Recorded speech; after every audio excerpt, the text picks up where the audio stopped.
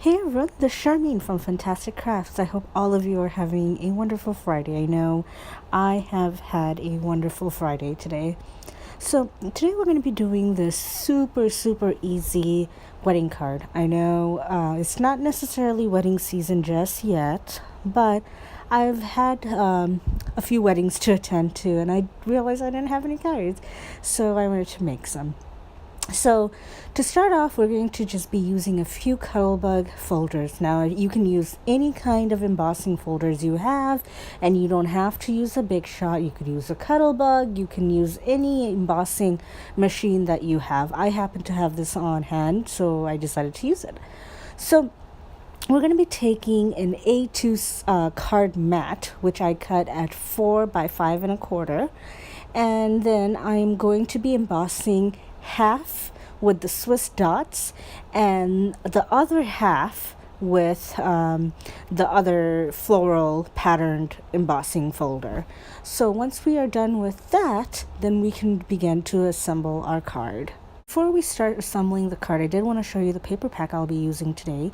I got this paper pack from Tuesday Morning, and it's an authentic paper pack, and it's all about brides and groom. And because I knew I would be needing some wedding cards, I picked this paper pack up, and I think it's simply just gorgeous.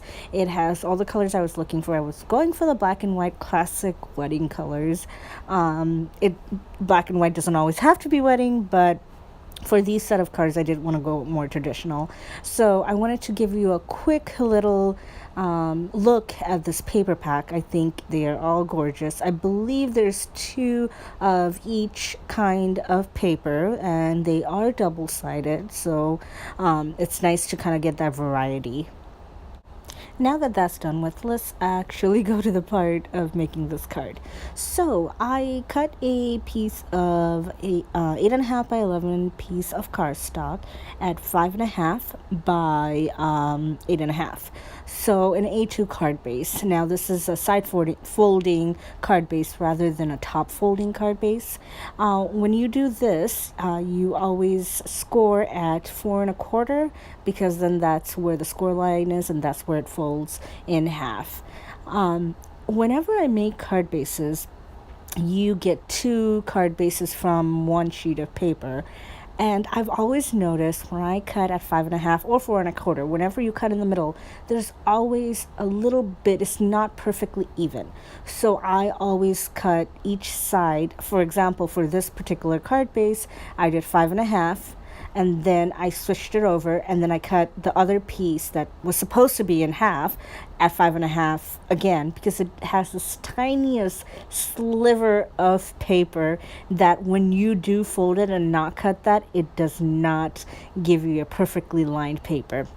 So that's just like a little tip that I use. So once you have your base folded and cut, all I simply do was I lined up the edges and left a little border and glued those embossed pieces of cardstock onto my card base.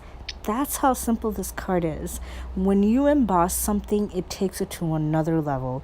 It is very little you have to do with that card, because that look is already stunning. And I decided to go with white on white because, again, I wanted to go for that elegance. But the little embellishment I used, which is from the paper pack, it is black and white. So I wanted that pop of black. I also decided to ink the edges of this just to kind of give it a more vintage look, a vintage wedding. I'm really liking the vintage wedding, anything vintage really, is what I'm into at the moment. But I just inked the edges of these, and these cutouts are really nice from this paper pack. You know, sometimes when you buy paper packs, they come up and they have like little bits of paper on the sides, like you could see it was cut out. This didn't, and I really liked that, but I still wanted to go ahead and ink the edges to give it more of that vintage look.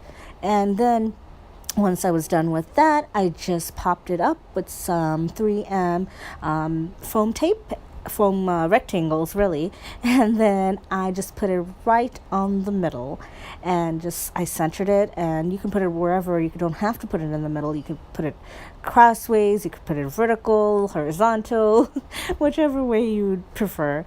But that's all. That is all I did this to this card, and I think it's gorgeous. It's simple, it's sophisticated, and really pops. The everlasting love just pops, and I think is a perfect sentiment for any wedding.